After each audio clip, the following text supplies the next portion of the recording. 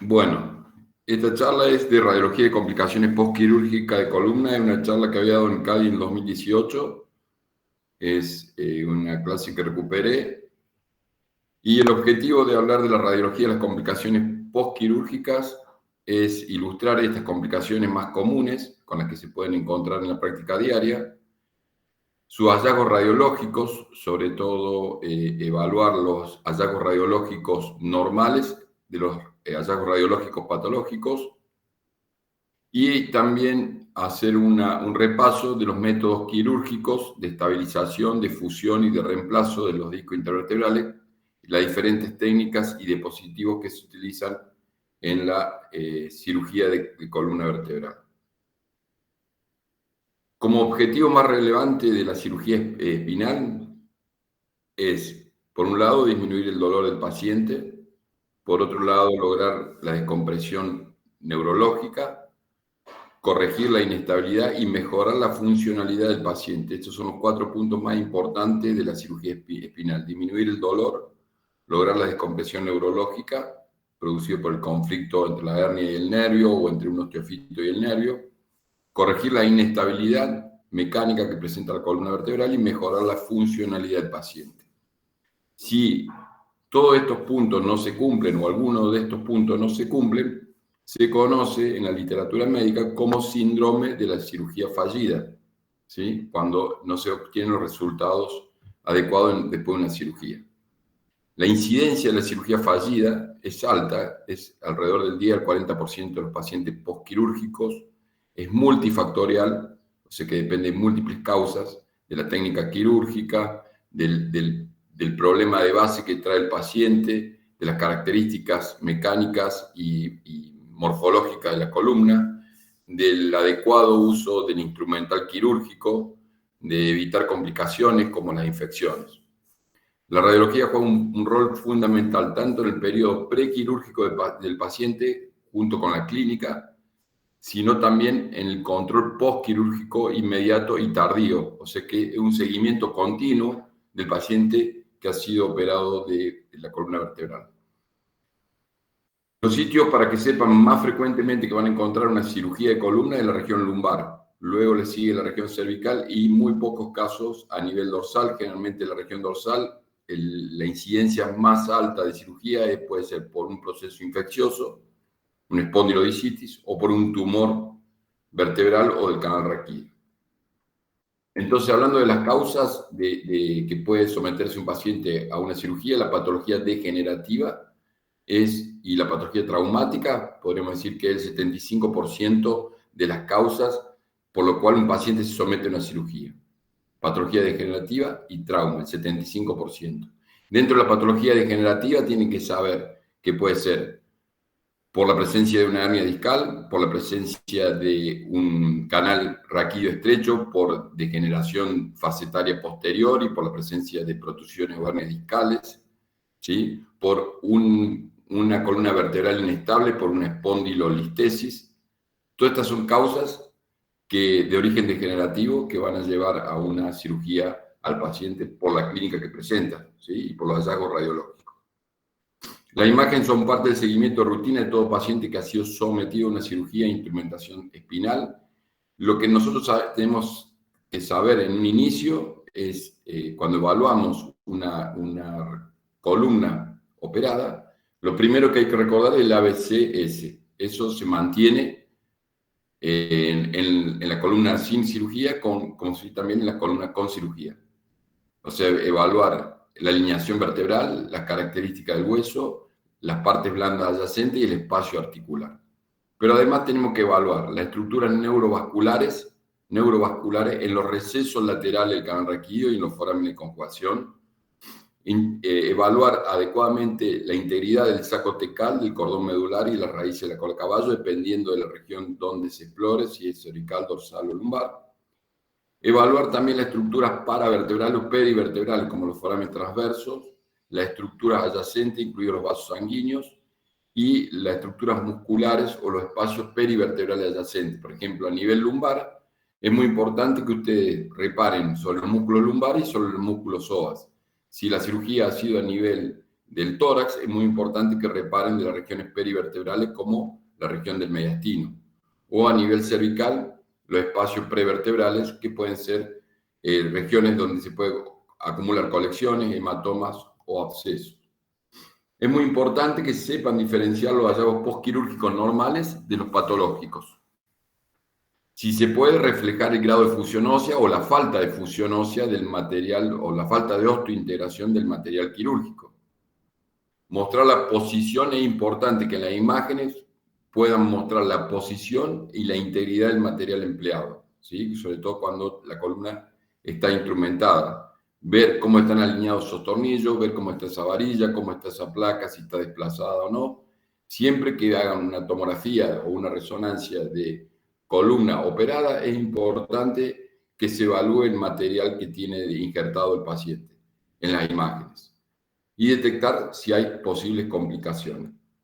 La radiología convencional, como van a ver en su práctica diaria, es el método de primera intención y el más solicitado tanto en el periodo prequirúrgico como postquirúrgico. O sea que frecuentemente van a haber radiologías de columnas operadas.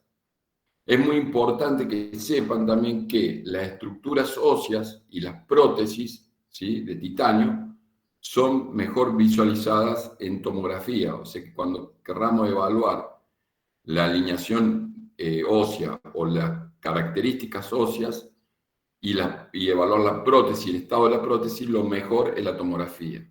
Mientras que si nosotros queremos evaluar el contenido o el canal raquídeo o las partes blandas adyacentes, lo mejor va a ser la resonancia magnética, ¿sí? La radiología convencional, entonces el estudio de primera línea. Y después, a partir de ahí, vamos a definir si el problema está hacia el canal raquídeo, porque tiene un canal raquídeo estrecho, probablemente la resonancia sea el método de elección para evaluar. Ahora, si vemos que hay alguna alteración desde el punto de vista óseo o una alteración en la prótesis, la tomografía es el método de elección. Las cirugías pueden dividirse, a nivel de la columna, pueden dividirse en 3 categorías, ¿sí?, a nivel de la literatura. Uno son los procedimientos descompresivos que generalmente se hacen por un abordaje posterior y ahí tienen diferentes ejemplos. El primero es lo que se conoce como laminotomía, ¿sí?, que acá se ejemplifica bien, que es la resección parcial de la lámina, generalmente en el borde inferior de la lámina superior y en el borde superior de la lámina inferior. Esta laminotomía parcial, ¿sí?, no se reseca toda la lámina, generalmente se lo utiliza para microdisectomía, ¿sí?, una resección parcial. Puede ser de un solo lado o puede involucrar las dos caras de la lámina superior e inferior con resección del ligamento amarillo. Posterior microdisectomía.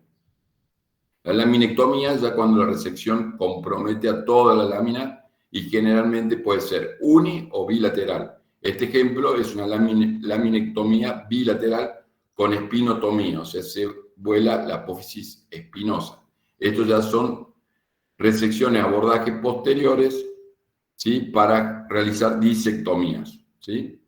Y si en la cirugía el cirujano o el traumatólogo quiere llegar un poco más profundo, generalmente utiliza la técnica de laminectomía con fasectomía, ¿sí?, como muestra este ejemplo.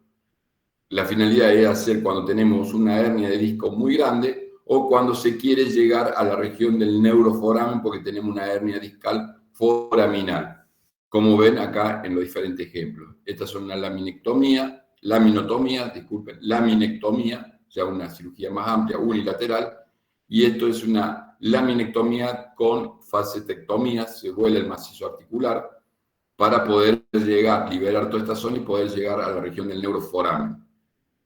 El problema de esta cirugía, ya cuando se hace tan amplia, es la inestabilidad que va a generar en la columna y generalmente requieren instrumentación. Y por último, a través de esta vía posterior, se hace la disectomía.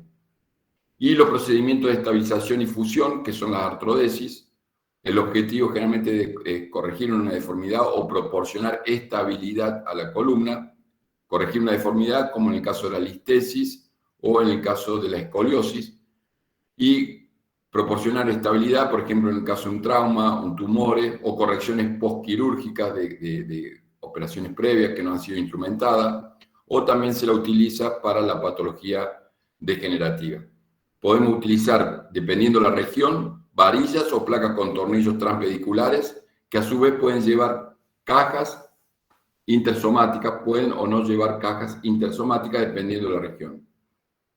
En el caso de la columna lumbar, por ejemplo, se utilizan los tornillos transpediculares. En el caso de la columna cervical se utilizan generalmente tornillos más cortos, que son tornillos translaminares o facetarios cuando se hace el abordaje por vía posterior. Generalmente se utilizan los abordajes de vía posterior porque además de instrumentar al paciente y darle estabilidad a la columna en esa región, se permite la descompresión neuroquirúrgica. Entonces, podemos tener varillas con tornillos transpediculares, ¿sí?, en un pequeño segmento o multisegmentarias, como se muestra acá en esta diapositiva. En este caso, lleva la presencia de una caja intersomática, como muestra ahí la flecha, ¿sí?, que puede tenerlo o no, dependiendo de la región. Con respecto a las varillas con tornillos transpediculares, como dijimos, pueden ser segmentos cortos o segmentos extensos. Es muy importante que en la tomografía, cuando evalúen, vean al tornillo, ¿sí?, y vean su osteointegración. Es muy importante ver la dirección en el plano axial y en el plano sagital del tornillo, ¿sí? Generalmente el tornillo tiene que ser transpedicular y finalizar dentro del cuerpo vertebral. Un error es cuando el tornillo atraviesa la cortical anterior, es una mala colocación del tornillo, ¿sí? Entonces ahí hay una alteración en la disposición del tornillo. Esto se puede ver y es permitido a nivel del sacro, pero en el resto de la columna vertebral el tornillo tiene que finalizar dentro del cuerpo vertebral. Generalmente tiene que llevar una dirección antero-posterior con una discreta oblicuidad en el plano axial, no debe alcanzar el canal raquídeo y estas son las distintas posiciones que pueden ser permitidas. Generalmente va ubicado, como vemos, por fuera del macizo articular posterior, esa es la disposición, por fuera del macizo articular posterior, alcanzando el pedículo y finalizando en el cuerpo vertebral y no provocar disrupción de la cortical anterior. Estos son ejemplos de una buena colocación de tornillos transpediculares con buena osteointegración, ¿sí? En el plano sagital es muy importante que el tornillo, ya vamos a ver, debe estar ubicado generalmente en la unión del tercio superior del cuerpo vertebral con los dos tercios inferiores. Y tiene que tener una dirección, por ejemplo, como este, en la misma dirección que la carilla articular superior, ¿eh? O sea que en el plano sagital, si tiene la misma, es perpendicular, disculpen, paralelo a la carilla articular superior, el tornillo estaría bien direccionado en el plano sagital. Y esto en el plano axial. La resonancia magnética, debido al material que es de titanio, no nos permite evaluar adecuadamente este material de fijación. Tiene mucho, a pesar que es titanio y disminuye mucho el artefacto, no es un método de resonancia magnética que podamos evaluar adecuadamente este material y podemos, si queremos evaluarlo, podemos cometer muchos errores. Lo que sí podemos evaluar, que esta información no nos da la tomografía, es las características del canal raquídeo, del cordón medular, del cono medular, del saco dural, del líquido cefalorraquídeo y de las partes blandas adyacentes. Pero el material quirúrgico lo evaluamos, como mostré antes, con tomografía, con cortes sagitales, con cortes axiales y con reconstrucciones tridimensionales. Son muy importantes.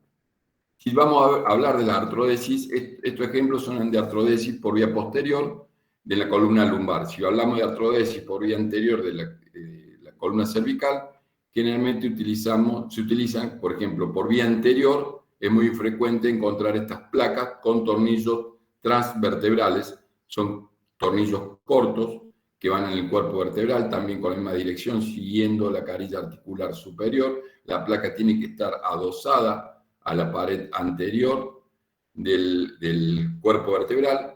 Estos sistemas de artrodesis se hacen para dar también estabilidad a la región, a la columna cervical, después de una disectomía. Lo podemos evaluar con radiología convencional, lo podemos evaluar con tomografía. Es muy importante ver la disposición y hasta dónde llega el tornillo. Como mencioné anteriormente, el tornillo debe finalizar en el cuerpo vertebral y no provocar disrupción de la cortical, en este caso cortical posterior, porque puede traer una complicación neurológica. Esto es material de artrodesis por vía anterior. También se puede utilizar artrodesis por vía posterior con varillas, ¿sí?, multisegmentarias. En este caso, fíjense que los tornillos son cortos y son tornillos translaminares porque van a las láminas o transfacetarios porque van a las facetas. No son transpediculares. También, entre los procedimientos adicionales puede ser la presencia de espaciadores intersomáticos. Si nosotros lo evaluamos con radiología simple o con tomografía, este espaciador intersomático tiene algunas marcas de origen metálico que nos va a determinar la posición adecuada de la caja intersomática. Esta marca, la más posterior, tiene que estar por lo menos a 3 milímetros del borde posterior del espacio intervertebral. O sea que si la marca esta posterior está a 3 milímetros o más del borde posterior de la columna vertebral, estaría bien colocada, ¿sí? Recuerden, 2 a 3 milímetros del borde posterior de la columna vertebral. Y esto en la radiología convencional lo vamos a evaluar, hay que evaluarlo en el plano sagital y en el plano coronal, ¿sí? Lo mismo en tomografía lo vamos a evaluar en el plano sagital y en el plano axial. ¿Por qué? Porque estas cajas suelen migrar, ¿sí?, por una fuerza mecánica o por estrés mecánico de la columna vertebral o por una mala colocación de la caja, pueden migrar. Pueden migrar en sentido posterior, que se conoce como retropulsión, o pueden migrar en sentido lateral. La artroplastia por vía anterior con fijación a través con tornillos, ¿sí? Esto también es una técnica, otro procedimiento quirúrgico, artroplastia por vía anterior.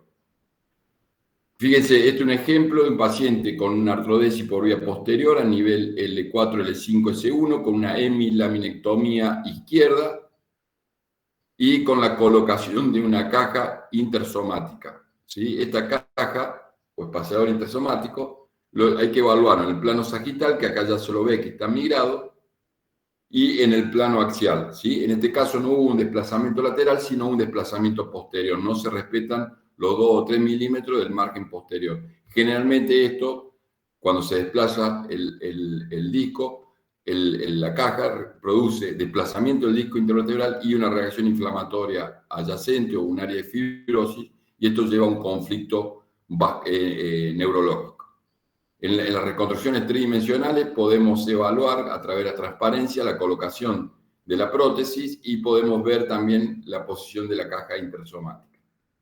Otro procedimiento es la corporectomía o corpectomía, ¿sí?, que generalmente se utiliza en la patología degenerativa, en los traumas o en los tumores, sobre todo tumores óseos, donde hay que reemplazar uno o varios cuerpos vertebrales. Muy frecuentemente se lo ve en la región cervical, este tipo de cirugía, que los cuerpos vertebrales reemplazados por una prótesis, que puede ser en tipo rulero, o estas prótesis de tipo expansiva que se integran a los extremos de la columna vertebral.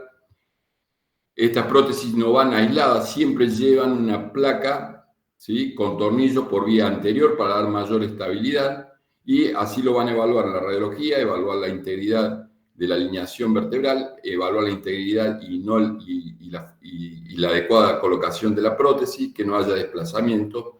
En la tomografía lo mismo, se evalúa la integridad de la prótesis, la buena colocación y que no haya compromiso del canal raquídeo, y lo mismo en la resonancia. En la resonancia no evaluamos la prótesis, pero sí evaluamos las partes blandas, fundamentalmente el canal raquídeo y las lesiones a nivel del cordón medular, como en este caso un paciente que tenía una patología degenerativa y una mielopatía cérvico-artrósica, ¿sí?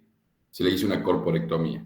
Y otros procedimientos adicionales también son las vertebroplastias, ¿sí?, que esto ya lo conocen bien, es la cementación de los cuerpos vertebrales, fundamentalmente aquellos cuerpos vertebrales que están fracturados y que pueden seguir continuando aplastándose. Esto es una prótesis, una corpectomía o corporectomía, para que vean lo que vimos en la tomografía de recién. ¿sí? Es como un espaciador, es un reemplazo del cuerpo vertebral, ¿sí? Y siempre lleva estabilización de la columna vertebral. Fíjense cómo puede bascular estas prótesis de titanio, ¿sí? Que le permiten movilidad a la columna cervical. Paciente con una patología artrósica, fíjense, se le puso una prótesis, una corpectomía extensa, ¿sí? Con esta prótesis en tipo rulero, siempre lleva estabilización por vía anterior para darle estabilidad a esta corpectomía, una placa con tornillos transpediculares, y en este caso también llevó una cirugía por vía artrodesis por vía posterior, tornillos, varilla con tornillos translaminares, ¿sí? Radiografía en frente y perfil, radiografías funcionales en flexión y extensión, siempre se evalúan para ver cómo se comporta la prótesis ante las maniobras de flexión y extensión. La tomografía es más estática, pero nos da mayor información del contenido óseo que rodea a la prótesis y para evaluar el canal raquídeo y ver la osteointegración del material utilizado. Y la resonancia magnética, lo que vamos a evaluar, como ya le dije, el canal raquídeo y el cordón medular. Generalmente las técnicas radiológicas que utilizamos, como dijimos, la radiología convencional es la más usada y se acompaña con proyecciones funcionales.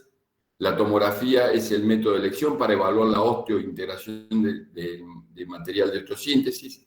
Es útil para evaluar la cirugía con instrumentación ortopédica, para la ubicación y el estado de la prótesis, para ver el grado de fusión, para ver la estabilidad y la alineación vertebral. Tanto la radiología convencional como la tomografía, que es el método de elección porque nos va a dar mayor información, se utiliza para todo esto. Sobre todo la alineación vertebral lo vamos a poder evaluar en la radiología o en la tomografía.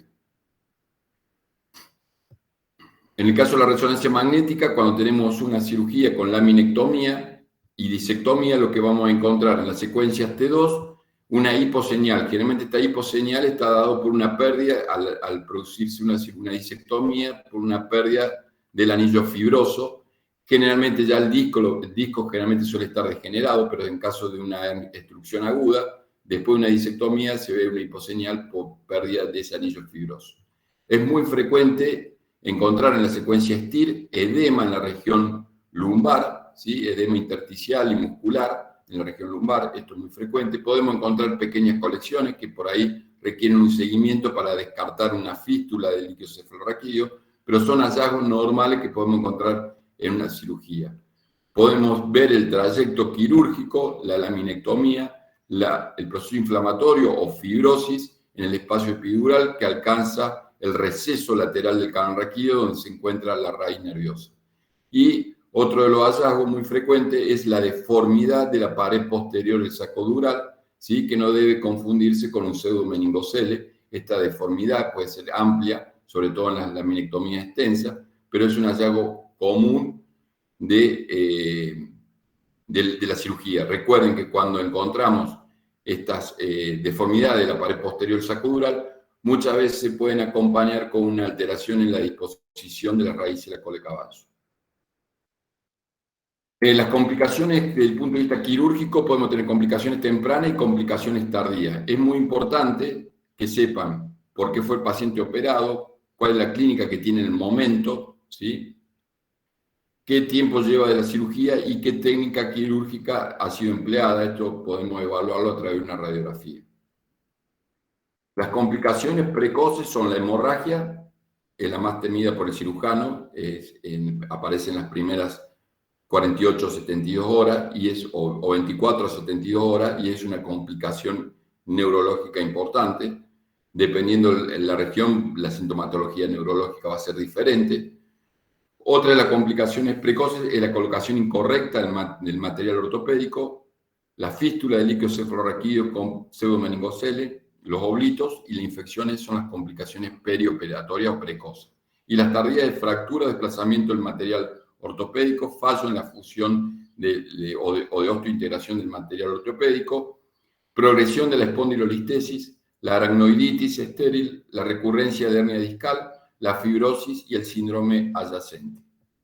Entonces vamos a ver las complicaciones perioperatorias. La hemorragia es la más frecuente. Fíjense, este es un caso de un paciente que es operado por un canal estrecho. Si uno evalúa la columna vertebral, tiene una buena anilación, pero existe un canal estrecho a la altura C5-C6 de origen degenerativo, con una voluminosa hernia discal, con compresión del cordón medular, con desaparición de los espacios perimedulares, pero el cordón medular no tiene sufrimiento que se vea en la resonancia, no tiene una mielopatía cérvico-artrósica en este momento, pero bueno, era indicación quirúrgica. Al paciente se le sometió a una cirugía por vía anterior, con una corpectomía y una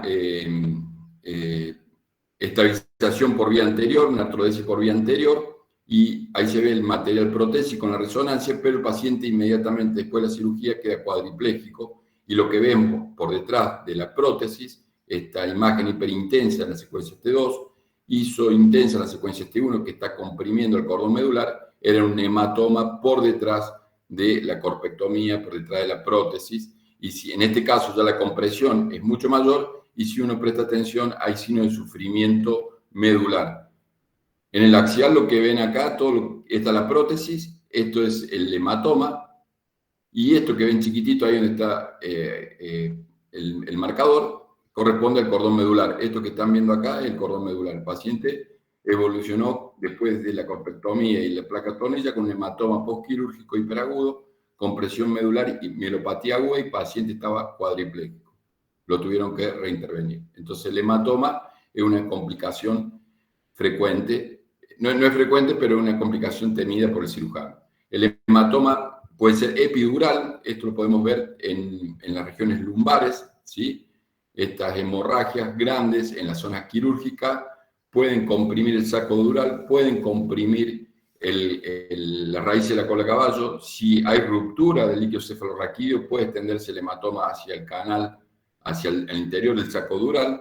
En este caso es solamente un gran hematoma epidural con compresión del saco dural y la raíz de la cola de caballo. El paciente después de la cirugía aparece con lo que se conoce como síndrome de la cola de caballo, dolor intenso en la zona lumbar y en los miembros inferiores, parestesia, trastorno o incontinencia urinaria, pérdida de la sensibilidad del área genital y del recto, y trastornos motrices en los miembros inferiores.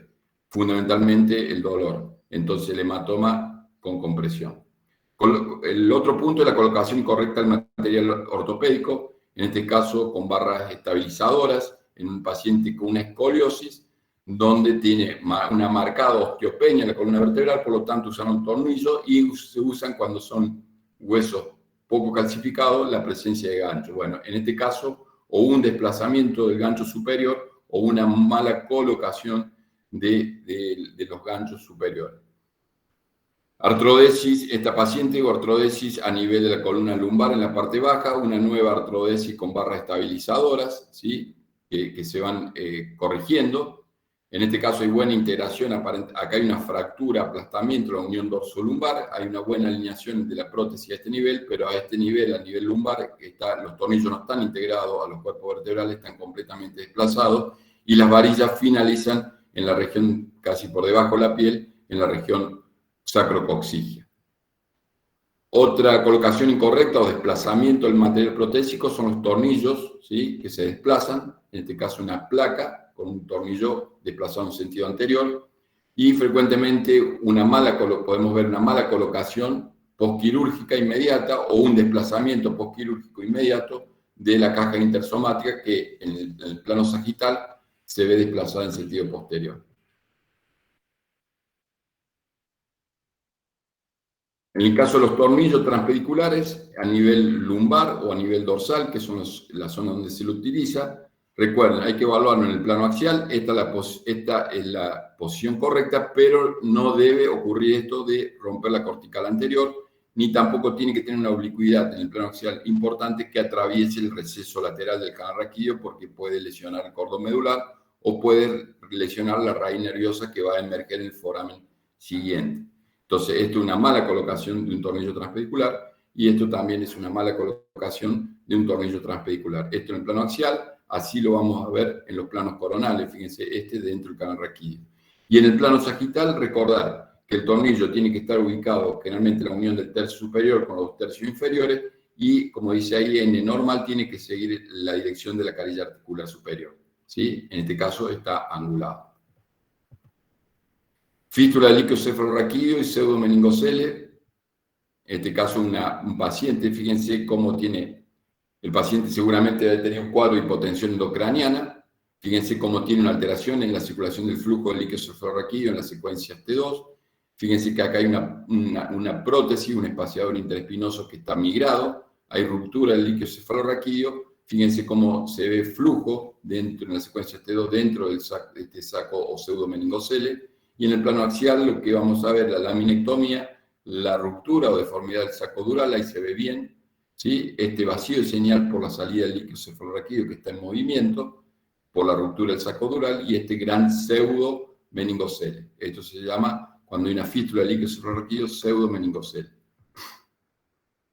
En este caso, fístula, pseudomeningocele y cuerpo extraño por el espaciador interespinoso que quedó migrado.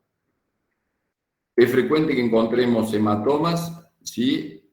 O seromas, ¿sí? En la región lumbar, ¿sí? Posterior a una cirugía. Es importante un control de este hematoma para evitar lo que les mostré anteriormente, que este hematoma crezca y comprima el saco dural y la raíz de la cola de caballo y produzca un síndrome de cola de caballo. Pero podemos encontrar colecciones de origen seroso o podemos encontrar hematomas. Paciente con un prequirúrgico, esta es la radiología prequirúrgica, esta es la resonancia prequirúrgica, varilla estabilizadora con tornillos transpediculares a nivel de la unión dorsolumbar, fractura aplastamiento de dos cuerpos vertebrales, en la T12 y L1, y además el paciente presentaba una retrolistesia o una espondilolistesia a nivel L4, L5, que le generaba un canal raquídeo estrecho, ¿sí?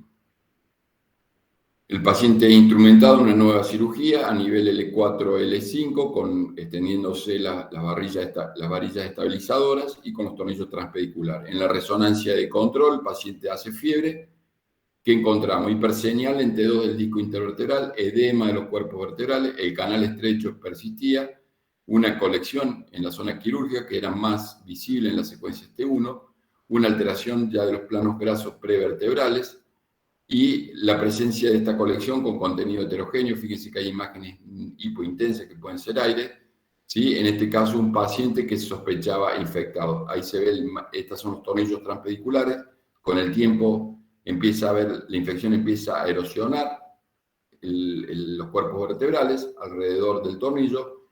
Por último, el paciente tuvo que retirarse la instrumentación, y este es el control postquirúrgico, una gran colección posterior y con presencia aérea.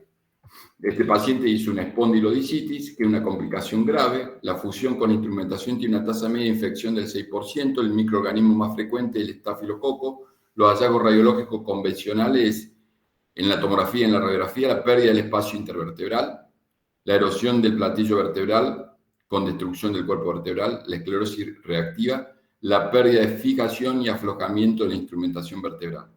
Los hallazgos en resonancia magnética de la dicitis, el edema del disco intervertebral, que se va a ver hiperintenso, el edema óseo, cambio erosivo en las carillas articulares, aplastamiento del cuerpo vertebral, extensión del proceso infeccioso hacia las partes paravertebrales o hacia el espacio epidural, conformando verdaderas colecciones o abscesos. Y si inyectamos contraste, vamos a ver realce del cuerpo vertebral, realce del disco intervertebral y realce de la colección. Complicaciones tardías en la fractura del material ortopédico, la alteración o fallo en la fusión, la espondilolistesis, la aracnoiditis, la recurrencia de hernia discal, la fibrosis y el síndrome adyacente. En el ejemplo anterior, este paciente que estaba instrumentado en la parte superior, lo que tiene acá abajo es un síndrome adyacente, ¿sí? Eso es lo que se conoce como síndrome adyacente y ya vamos a ver. Fíjense, el material protésico, el cambio de la biomecánica espinal después de una cirugía de fusión genera estrés y ejerce presión continua sobre el material de artrodesis debido al movimiento continuo que resulta en la columna vertebral. Esto puede generar, si el material protésico, por algún problema que tenga, puede generar una pseudoartrosis, puede generar aflojamiento, puede generar desplazamiento, deformidad y fractura de la prótesis por fatiga, por este cambio en la biomecánica que sufre la columna vertebral y este estrés que sufre el material protésico por los movimientos continuos. Esta fractura del material protésico puede ocurrir porque esté mal colocado, por un material inapropiado o de menor calidad, por una acción de fuerzas mecánicas inesperadas o inhabituales, como un golpe o un movimiento brusco, o por complicaciones asociadas al material protésico, como es la infección. Bueno, este es un ejemplo de una paciente que está instrumentada, tiene una fractura de la varilla a este nivel, en la unión dorso-lumbar, se la repara y luego sufre una fractura en la región lumbar. Como muestra ahí, las reconstrucciones de estas tridimensionales son muy importantes para evaluar adecuadamente el material protésico. Entonces, una doble fractura de la varilla de osteointegración. Este es un caso muy anecdótico porque un paciente que tuvo una cirugía de columna lumbar para estabilizar la columna lumbar, un paciente con una osteoporosis marcada, con una edad avanzada, se le hace la osteointegración de la región lumbar y sacra. Con el tiempo, esta integración y esta alteración biomecánica de la columna lleva a un aumento de la cifosis en la región dorso-lumbar. Por lo tanto, las varillas quedan desplazadas en sentido posterior, contactando con la piel. Se la vuelve a reoperar, paciente que tiene una osteoporosis severa, ¿no? Se la vuelve a reoperar. Con el tiempo, las varillas quedan desplazadas porque la cifosis sigue aumentando, quedan desplazadas en contacto con la parte dorsal superior. Y por último, la paciente desde este extremo termina en este extremo con una integración de toda la columna vertebral. Bueno, los espaciadores intersomáticos tienen marcas que permiten ver su ubicación en el plano sagital. En este caso estaría mal colocado o desplazado, ¿sí? Lo mismo vamos a ver en la tomografía. La función de esta caja intersomática es propiciar la fusión de los cuerpos vertebrales para dar mayor estabilidad a la artrodesis por vía posterior. En este caso no se cumple eso. Hay cambios erosivos en las carillas articulares. Hay migración de la caja con el disco intervertebral hacia el canal raquídeo. Es importante que estas cajas intersomáticas se evalúen en el plano sagital y se evalúen en el plano axial, porque puede haber desplazamiento posterior o desplazamientos laterales, ¿sí? Fíjense, esta caja está hacia el foramen y el receso lateral probablemente tenga un conflicto con el nervio. Fallo en la fusión y progresión de la listesis. Es cierto, uno si mira acá, la columna vertebral está bien alineada y con el control postquirúrgico tardío hay una progresión de la espondilolistesis por más que haya una fijación de la columna vertebral y una migración de la caja intersomática. Bueno, esto también una radiografía de una caja intersomática. Fíjense la ubicación, está muy posterior. En las secuencias T1 se puede evaluar la caja intersomática, en las secuencias T2 no lo van a ver.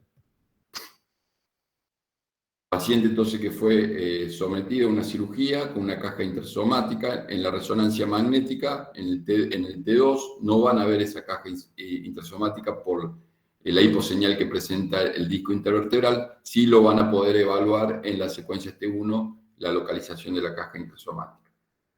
Fallo en la osteointegración, generalmente cuando encontramos en la tomografía una radiolucencia mayor a 2 milímetros alrededor del material de osteosíntesis, en este caso los tornillos, se traduce en un aflojamiento del mismo, ¿sí? Y eventualmente podría conducir a la pseudoartrosis y al desplazamiento y a la falta de integración, ¿no es cierto? Estos son tornillos que están bien colocados, pero se ve toda esta radiolucencia, probablemente porque esté infectada la prótesis, ¿sí? Y esto habla de una falta de integración de los tornillos transpediculares. Respecto a la aracnoiditis, hay 3 tipos de aracnoiditis o disposición de la raíz de la cola de caballo. La tipo 1 habla de un conglomerado central o puede ser también periférico, ¿sí? Central o periférico, pero es un conglomerado de la raíz de la cola de caballo.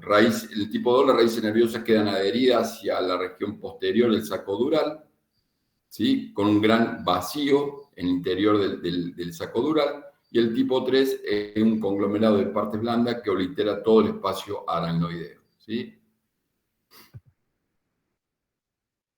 Paciente que tiene pinzamiento del espacio articular con una pequeña hernia, pero en línea general la columna vertebral estaba bien, se lo instrumentó, se hizo una artrodesis por vía posterior y en el control de la resonancia magnética llama la atención la alteración en la disposición de las raíces del cola-caballo y una pequeña colección que podría ser una fístula con un pseudomeningocele. Pero fundamentalmente en el sagital, fíjense, las raíces de la cola-caballo tienen una pérdida de su patrón normal y cuando vamos a ver los cortes axiales, fíjense que hay un conglomerado de las raíces de la cola-caballo que en este caso no tiene una posición central, sino una posición periférica del saco dural. Presten atención que en la instrumentación algo ocurrió porque el saco dural se encuentra todo engrosado, ¿sí? Con una hiposeñal, puede haber tenido una hemorragia, puede haber tenido una ruptura del saco dural, ¿sí? Pero este saco dural, estas paredes del saco dural no son normales. Entonces, hay una aracnoiditis, esto lo sabemos ver en los pacientes que tienen una cirugía o pacientes que han sufrido una infección. Esto puede llevar a una alteración en la circulación del líquido cefalorraquídeo y puede generar en el cordón medular, en la parte baja, una siringomielia. Paciente con un síndrome radicular agudo, con una gran hernia destruida, posterocentral, descendente y lateralizada hacia el receso derecho, comprime todo el saco dural, no se ven las raíces de la cola de caballo, se lo instrumenta, se lo opera y en el control postquirúrgico encontramos esto, que puede haber sido o recibió parte de la hernia discal o la resección fue parcial. La cuestión es que el paciente seguía con el canal estrecho, con un fragmento discal herniado y con un saco dural comprimido con compresión de las raíces de la cola de caballo. La fibrosis versus la recidiva, ¿sí? Los cambios post-disectomía reciente producen ruptura del anillo fibroso y edema epidural, y los tardíos se acompañan con fibrosis epidural. Muchas veces se puede confundir con una recidiva o una nueva hernia discal. Generalmente el contraste ayuda a hacer el diagnóstico diferencial. Entonces es muy frecuente que nosotros encontremos el trayecto quirúrgico y a nivel del disco intervertebral un tejido hipointenso en T2, isointenso en T1, que simula una recidiva de la hernia discal. Es muy importante corroborar eso con inyección de gadolínio porque muchas veces esa imagen puede corresponder a un proceso inflamatorio, a una fibrosis. Si hay un proceso inflamatorio o una fibrosis, van a realzar con la inyección de contraste. Si hay una hernia de disco recidivada, no va a realzar con la inyección de contraste. ¿Qué vamos a encontrar? El trayecto quirúrgico, la laminectomía, el proceso inflamatorio en el espacio epidural, que engloba, fíjese, en el receso lateral, la raíz nerviosa. Acá en el T2 vemos que está obliterado el receso lateral, no podemos diferenciar la raíz nerviosa y con la inyección de contraste podemos diferenciarlo. Entonces, muchas veces para diferenciar recidiva de hernia discal o fibrosis, se recomienda utilizar el gadolínio. Espaciador interespinoso son otras de las prótesis que se utiliza, tiene que estar bien colocada, disminuye la carga axial o la carga axial facetaria y tiene que tener una buena indicación y tiene que estar bien colocado, dos premisas importantes, estar bien indicado y bien colocado. Paciente con una hernia L5-C1 se le pone un espaciador interespinoso, el disco intervertebral superior está con cambio degenerativo, con una fisura en el anillo fibroso, y fíjense, se redujo la hernia L5-C1, pero le aumentó la hernia L4-L5. O sea que solucionó por un lado y aparece por el otro. Síndrome adyacente, esto ocurre, fíjense, paciente, columna vertebral, se le hizo, no sé por qué causa, se le hizo una cirugía con una laminectomía extensa y material de artrodesis posterior, y el espacio articular superior o inferior adyacente empieza a sufrir cambios degenerativos por las fuerzas mecánicas. Esto lleva a hipertrofia facetaria, hipertrofia de ligamentos amarillos, protrusiones o hernias discales que llevan a un síndrome adyacente o un canal raquídeo estrecho adyacente, ¿sí? Por esta alteración en la mecánica del cuerpo, de la columna vertebral. Entonces, este cambio en la biomecánica espinal después de la cirugía de fusión aumenta el estrés en los niveles superiores e inferiores del sitio quirúrgico, lo que provoca cambio degenerativo en los niveles adyacentes con estrechamiento del canal raquídeo. Otro ejemplo, laminectomía extensa, síndrome adyacente o estrechamiento del canal raquídeo por vía superior. Después van a reparar esta región y el síndrome adyacente se va a producir por encima de esa reparación quirúrgica. Entonces, esta alteración en la biomecánica de la columna vertebral, si no se corrige adecuadamente, lleva a lo que se conoce como síndrome adyacente. Y por último, en el caso de la vertebroplastia hay que tener cuidado, sí, que el cemento puede migrar hacia el canal raquídeo, provocando una complicación neurológica importante, o puede migrar hacia los plexos venosos paravertebrales, ¿sí? En este caso, una cementación de los cuerpos vertebrales. Fíjense que hay migración del material de cementación hacia los plexos venosos paravertebrales, hacia una vena prevertebral y embolización hacia los territorios pulmonares en tromboembolismo por material de cementación. Ahí se ve cómo migra hacia la vena prevertebral. Bueno, eso es todo.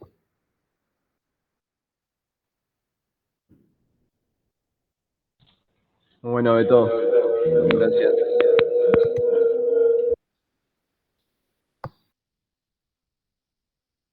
Gracias, Beto, muy bueno.